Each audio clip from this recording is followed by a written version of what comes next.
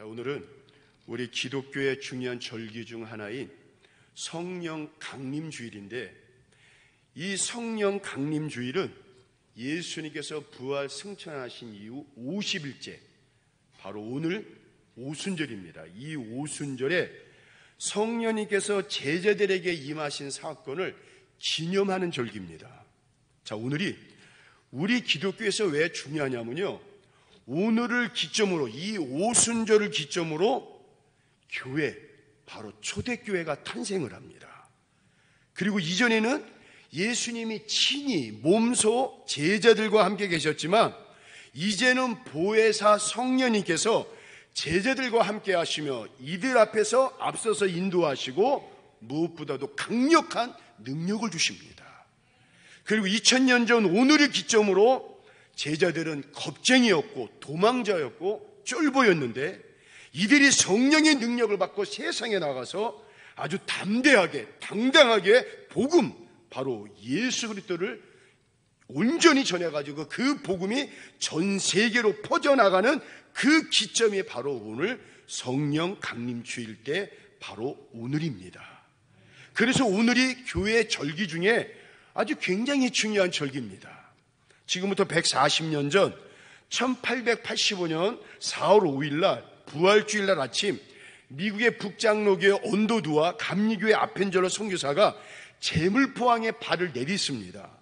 근데 그날은 단순히 2명의 외국인이 입국한 날이 아니라 하나님께서 우리 조선 땅에 성령의 불씨를 심으신 너무나 축복된 날입니다. 아펜젤러가 쓴 그의 일기에 보면 이렇게 기록되어 있습니다. 조선 땅은 아무것도 보이지 않습니다. 내가 본 조선 땅은 아무것도 보이지 않습니다. 오직 보이는 것은 가난과 굶주림과 억압과 차별과 어둠의 영만 보일 뿐입니다. 그러나 믿음의 눈으로 보니까 벌써 조선 땅의 교회 종소리가 들리면서 그 종소리와 함께 이 땅 구석구석에 교회가 세워질 것이고, 세워진 교회들마다 성령의 불이 활활 타오르는 것이 내 눈에 보입니다. 그렇게 써져 있더라고요. 사랑하는 성도 여러분, 아무것도 보이지 않던 이 땅 구석구석에 결국에 아펜젤러의 기도처럼 교회가 세워졌습니다. 그리고 세워진 교회를 통해 복음의 불길이 활활 타오르게 되었습니다. 여러분, 이거는요 사람의 능력이 아니에요. 바로 성령님의 역사였고 성령님의 능력이었습니다. 강원도 정선 지방에 정선 감리교회가 있습니다. 창립 122주년 되는 그런 교회인데, 그 교회를 세운 분이 아담스 선교사님이십니다. 이분은 그 강원도의 원주를 중심으로 평창, 영월, 정선 이 산간 지역을 다니면서 복음을 전하셨습니다. 지금도 여러분 정선 땅에 들어가려면 지금이야 얼마나 좋은 길입니까? 그런데 가장 좋은 길이 영동 고속도로를 타고 가다가 새말 IC로 나와가지고 정선을 가야 돼요. 근데 지금도 좋은 길인데 그 정선 땅에 가려면 꼬부당 길이 얼마나 많은지 몰라요. 또 비행기째를 넘어가야죠. 대째를 넘어가야죠. 그 제들도 여러분 넘어가야 됩니다. 그런데 120년 전 그 아담스 선교사님이 평창을 넘어가지고 처음으로 그 정선 땅에 들어갔는데, 이분도 일기를 썼어요. 아펜젤러 선교사님 닮았으면 모르겠어도. 자, 이런 내용이 있습니다. 나는 산을 수없이 오르락내리락 반복을 했습니다.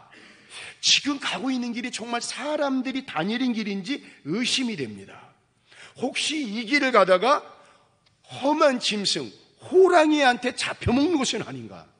여러분, 그 정선 땅에 120년 전에 호랑이가 얼마나 많은지 몰라요. 그래서 사북 같은 경우에는 여러분 지금도 바위 하나가 있는데, 거기가 그 범바위 꼴입니다. 그 범바위 바위가 있어요. 거기가 옛날에 호랑이가 앉았다고 그래가지고 그렇게 이름을 붙였습니다. 혹시 내가 호랑이한테 잡혀먹는 것은 아닌가? 두렵기만 합니다. 과연 이 길 넘어서 사람이 살 수 있을까? 너무나 두렵고 걱정이 앞섭니다. 그러나 나는 이 시간 늘 언제나 동행하시며 나보다 앞서서 인도하시는 성령님을 의지하고 복음의 불모지, 복음의 개척지 정선 땅으로 갑니다. 성령님께서 함께 하신다는 그 믿음이 내 마음에 불타오르니까 지금 내 마음은 뛸 듯이 너무나 기쁘기만 합니다. 언젠가 120년 전에 아담스 선교사님이 넘어오신 길을 정성교에서 찾아내가지고 복원을 했어요. 그래가지고 말뚝을 박아놨습니다. 122년 전에 아담스 선교사님이 그 평창에서 정선으로 넘어온 길입니다라고 말뚝을 박았는데, 저도 한번 가봤는데 내가 그 길을 걷는데 마음이 얼마나 뜨겁고 정말 내 마음에 성령의 불이 임하는 것 같아요. 야, 우리 아담스 선교사님이 성령 충만하니까 정말 이 길을 걸어갈 수 있었구나. 인간적인 마음으로는요 도저히 그 길을 걸어갈 수가 없습니다. 인간적인 생각으로는요 그 길을 걸어갈 수가 없어요.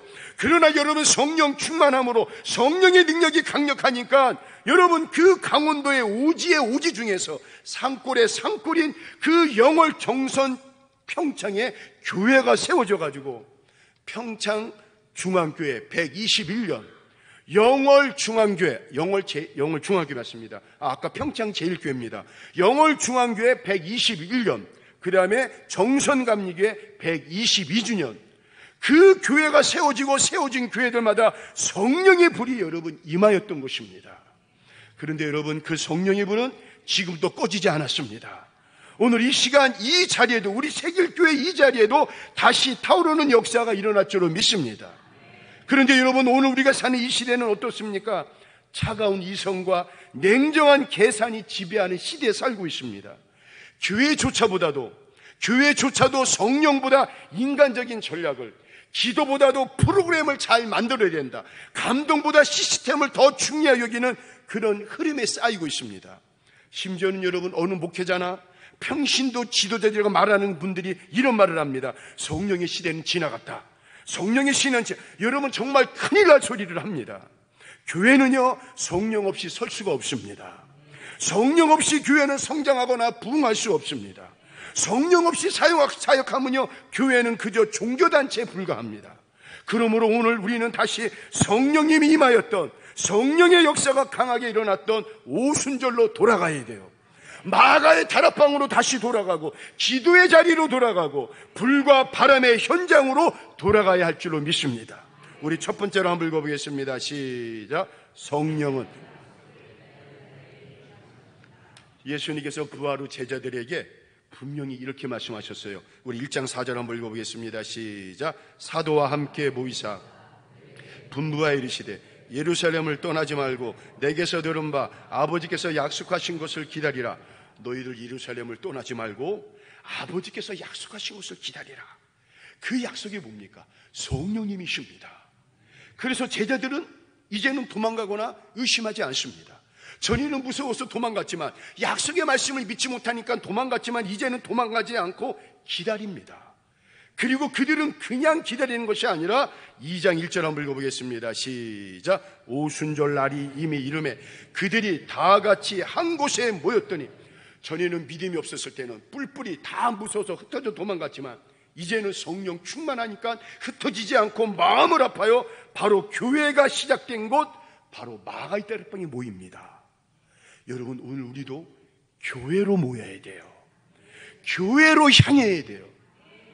늘 지남철이 자석이 북과 남을 가리는 것처럼 우리 인생의 기준은 여러분 늘 언제나 교회가 되어야 돼요. 우리의 생각과 마음과 삶의 중심이 교회를 향해야 돼요. 그런데 바로 그럴 때 성령님이 임하십니다. 성령님이 역사하십니다. 그런데 여러분, 사탄마귀는 어떻습니까? 자꾸 교회로 향하는 마음을 세상으로 향하도록 유혹을 해요. 교회가 삶의 중심이 아니라 세상이 삶의 중심이 되도록 자꾸 유혹을 합니다. 그러나 아닙니다. 성령은요 세상으로 흩어진 자가 아니라 교회로 모인 자들에게 임합니다. 주님의 몸된 교회를 삶의 중심에 다시 놓을 때 여러분 기억하십시오. 바로 이곳에서 성령의 불이 임합니다. 그리고 여러분 인생의 놀라운 삶의 변화의 역사가 그 성령님을 통해 시작됨을 여러분 믿으시기를 주의 이름으로 축원합니다. 어느 젊은 청년이 있었어요. 엄마의 강요에 의해 가지고 억지로 교회를 나왔어요. 억지로 나와보니까 늘 마음속에는 예배를 드리지만 회의와 의심이 가득했습니다. 정말 하나님이 살아계시는 걸까? 성령이 임하신다는 게 진짜일까? 여러분, 그러다 보니까 그 예배 시간에 딴 생각만 합니다. 핸드폰만 계속 보고, 여러분 눈은 나를 보지만, 목회자를 보지만 생각은 딴 데가 있습니다. 기도는 형식에 불과하고 성령의 역사라는 말이 들리면 속으로 여러분 비웃습니다. 근데 어느 날 교회 수련회가 있어서 억지로 끌려갔습니다. 엄마가 간절히 권해서 마지못해 따라가 있습니다.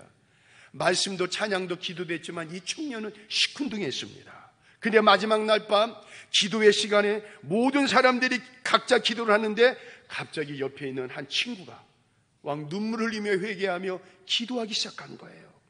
그리고 그 옆에 있는 또 다른 친구도 또 다른 자매도 모두가 울며 기도하는 그 자리에 있는데 자기는 홀로 앉아 있는 거예요.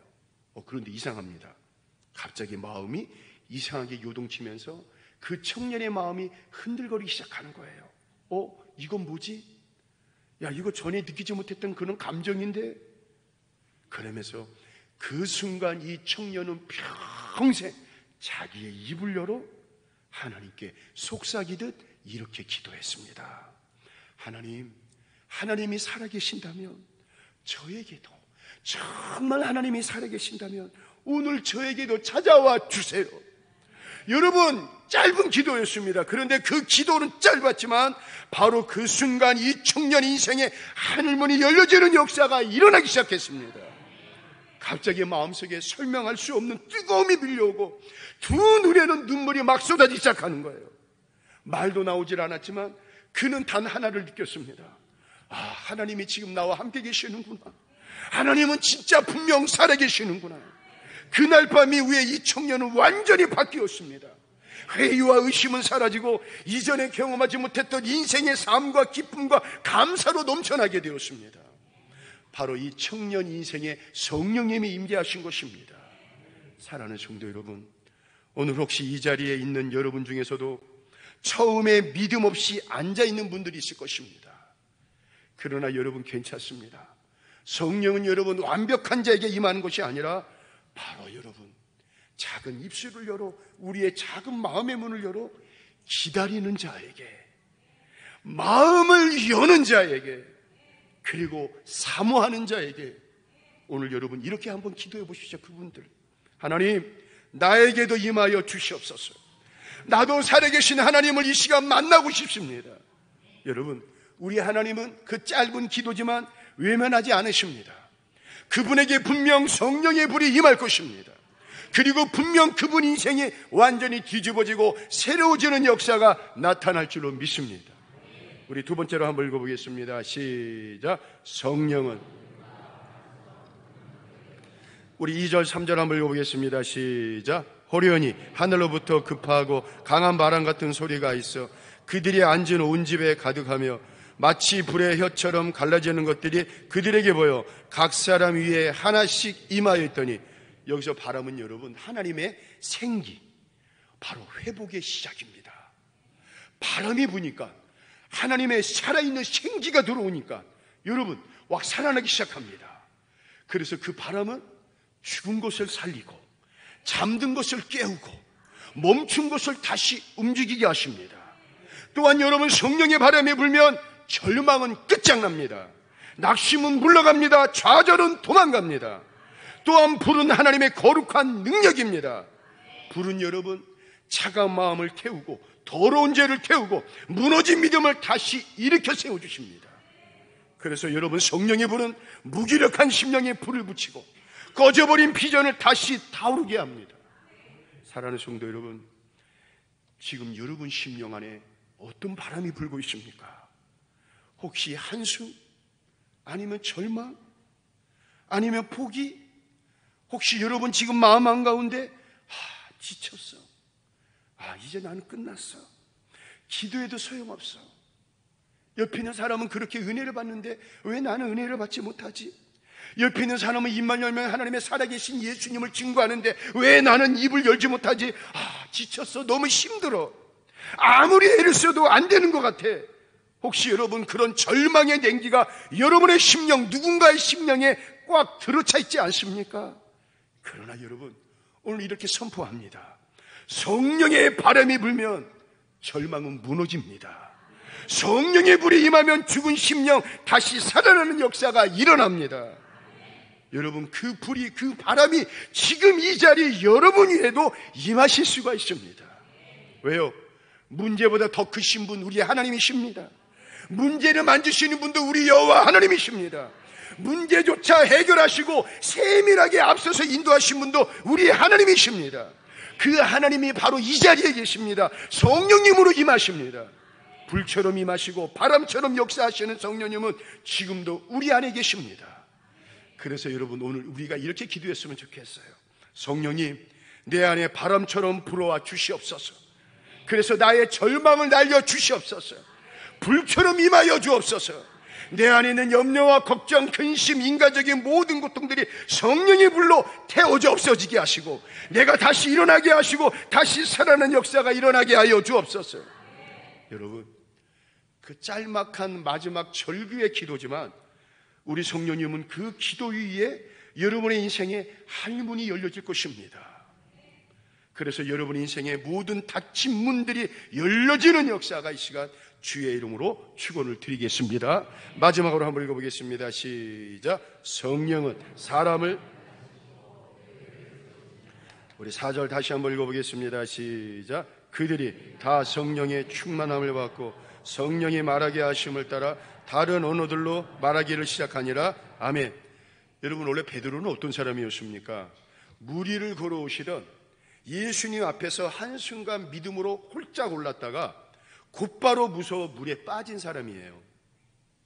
예수님을 따르겠다고 누구보다도 호언장담했던 사람이었지만 어리고 어린 그 여정 앞에서 무서워 벌벌 떨면서 결국에 예수님을 부인하고 저주하던 사람이었습니다. 그가 바로 베드로였습니다. 그는 한마디로 저는 이렇게 말하고 싶어요. 베드로는 겁쟁이였습니다. 베드로는 연약한 사람이었습니다. 베드로는 무너진 사람이었습니다. 베드로는 쓰러진 사람이었습니다. 저는 마지막으로 베드로는 쫄보였습니다. 저는 그렇게 말하고 싶어요. 그런데 여러분, 그러던 자가 마가의 다락방에 초대교회가 시작한 그 마가의 다락방에서 여러분 뭐를 받고? 성령을 받고 완전히 달라졌습니다. 이제는 수천 명 앞에서 복음을 전합니다. 잡혀가면서도 복음을 전합니다. 매를 맞으면서도 복음을 전합니다. 죽음 앞에서 뒤로 물러서는 것이 아니라 오히려 때리면 때릴수록 한 발자국 두 발자국 앞서 나가가지고 당당하게 힘차게 꿀리지 않고 복음을 전합니다. 여러분, 어떻게 이럴 수가 있습니까? 바로 베드로가 바뀐 이유는 단 하나, 성령이 베드로 안에 임했기 때문에 그렇습니다.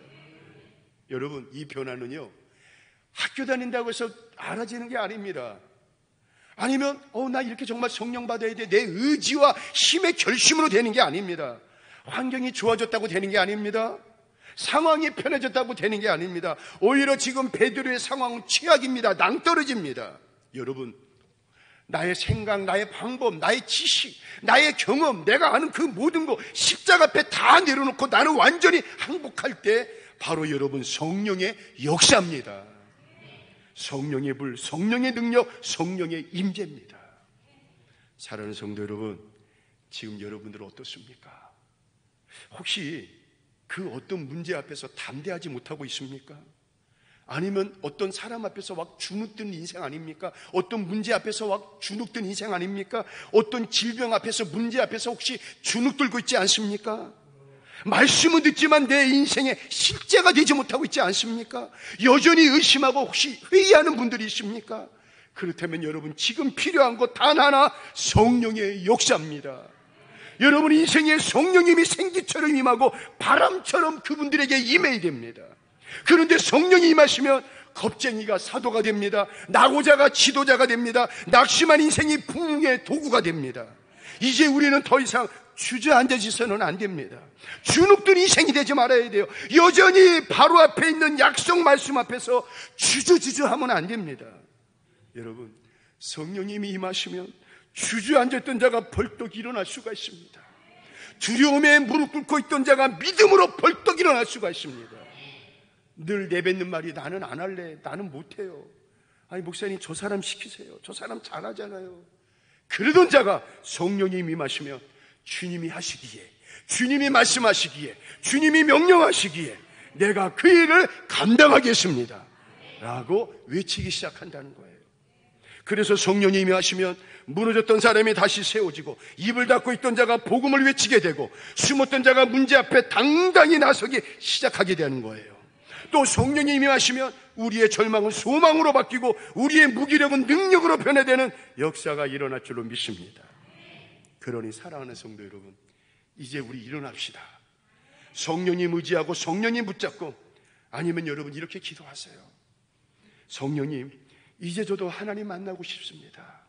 살아계신 하나님 만나고 싶습니다 라고 외칠 때 다시 일어나는 역사, 다시 회복되어지는 역사가 일어날 줄로 믿습니다. 결론의 말씀 다시 한번 물어보겠습니다. 오늘 이 자리에도 끝이 보이지 않는 문제 앞에서 혼자 끙끙 앓고 있는 분이 있습니까? 질병의 고통 속에서 두려움에 떨고 있는 분들 있지 않습니까? 아니면 인생의 버거움으로 영혼이 메말라 있고 정말 힘들어하는 분들이 있습니까? 이 주일날 이 예배 자리에 나와 있지만 사실은 주저앉아 있는 분들이 있습니까? 그래서 바로 그렇기 때문에 그분들에게 성령이 필요한 것입니다. 사람의 말이 아니라 하나님의 능력이 필요합니다. 사람의 짧은 위로의 말이 아니라 치유의 불이 필요한 거예요. 성령님은 오늘도 병든 자를 고쳐주십니다. 억눌린 자를 자유케 하시고 넘어진 자를 반드시 일으켜 세워주십니다. 그래서 성령님이 역사하시면요, 우리 안에 눈물이 회복이 되고, 성령님이 마시면 우리 안에 찬양이 확 살아나고, 성령님이 역사하시면 내 입에서 간증이 쏟아지기 시작합니다. 내가 다시 살아났습니다. 내 병의 치유의 역사가 일어났습니다. 내가 하나님의 은혜로 살아갑니다. 이제 내 인생의 절망, 낙담, 어둠은 사라졌습니다. 이런 간증이 교회 안에 가득해지는 역사가 나타날 줄로 믿습니다. 여러분, 교회는요, 문제 모임의 장소가 아니라 성령님이 임하시면, 성령의 역사가 일어나면요, 우리 새길교회는 기적의 현장이 될 줄로 믿습니다. 그래서 죽어든 심령이 살아나고 꺾인 믿음이 다시 일어서고 질병과 고통이 떠나가는 치유의 불길이 타오르는 것, 바로 성령 충만한 교회, 우리 새길교회임을 믿습니다. 오늘 이 시간 한번 우리가 이렇게 기도했으면 좋겠어요. 바람 같은 성령님, 불 같은 성령님, 내 삶 속에 임재하여 주시고 우리 교회 위에 불처럼 바람처럼 성령의 권능으로 임하여 주시옵소서. 여러분, 그리고 믿으세요.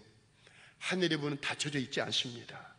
믿음 없는 눈으로 보니까 하늘문이 닫혀 있는 것이지, 성령 충만함으로 하늘을 바라보면요, 하늘문은 언제나 활짝 열려 있는 줄로 믿습니다.